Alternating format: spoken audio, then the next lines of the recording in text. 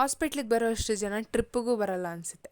ದಿನ 62ಕ್ಕೆ ಸ್ವಾಗತ. ಇವತ್ತು ಬೆಳಗ್ಗೆ ಎದ್ದು ಎಲ್ಲ ಕೆಲಸ ಮುಗಿಸ್ಕೊಂಡು ಟಿಫನ್ಗೆ ಜೋಳದ ರೊಟ್ಟಿ ಮತ್ತು ಚಟ್ನಿ ತಿಂದ್ಕೊಂಡು ಆಮೇಲೆ ಒಂದು ಟೆಸ್ಟ್ ಇತ್ತು, ಅದನ್ನು ಕೂಡ ಅಟೆಂಡ್ ಮಾಡಿ ಆಮೇಲೆ word of the day quintessential perfect example ಅಂದರೆ ಪರಿಪೂರ್ಣ ಉದಾಹರಣೆ.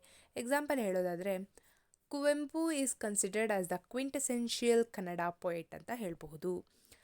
ಆಮೇಲೆ ಎಲ್ಲ ಕೆಲಸ ಎಲ್ಲ ಮುಗಿಸ್ಕೊಂಡು ಮಧ್ಯಾಹ್ನ ಹಾಸ್ಪಿಟ್ಲಿಗೆ ಹೋಗಿದ್ವಿ. ನಮ್ಮಮ್ಮಂಗೆ ಹುಷಾರಿರಲಿಲ್ಲ, ಹಾಗಾಗಿ ಹಾಸ್ಪಿಟ್ಲಿಗೆ ಹೋಗಿದ್ವಿ. ಎಷ್ಟು ಜನ ಅಂದರೆ ಯಪ್ಪ, ಯಾವ ಟೂರಿಸ್ಟ್ ಪ್ಲೇಸಲ್ಲೂ ಇಷ್ಟು ಜನ ಇರಲ್ಲ, ಅಷ್ಟು ಜನ ಇದ್ದರು ಹಾಸ್ಪಿಟ್ಲಲ್ಲಿ. ಆಮೇಲೆ ಹಾಸ್ಪಿಟ್ಲಿಗೆ ಕೆಲಸ ಎಲ್ಲ ಮುಗಿಸ್ಕೊಂಡು ಸಾಯಂಕಾಲ ಸಿಕ್ಕಾಪಟ್ಟೆ ಮಳೆ ಬರ್ತಿತ್ತು. ಆದ್ರೂ ದೇವಸ್ಥಾನಕ್ಕೆ ಹೋಗಲೇಬೇಕಂತೇಳಿ ಮಳೆ ನಾನು ನೋಡೇ ಬಿಡೋಣ ಅಂತೇಳಿ ದೇವಸ್ಥಾನಕ್ಕೆ ಹೋದೆ. ಆದರೆ ಅದೇ ಮಳೆಯಲ್ಲಿ ಕೂಡ ಇನ್ನೂ ಗಣಪತಿ ಮೆರವಣಿಗೆ ಮಾಡ್ಕೊಂಡು ಡ್ಯಾನ್ಸ್ ಮಾಡ್ತಾನೇ ಇದ್ದರು.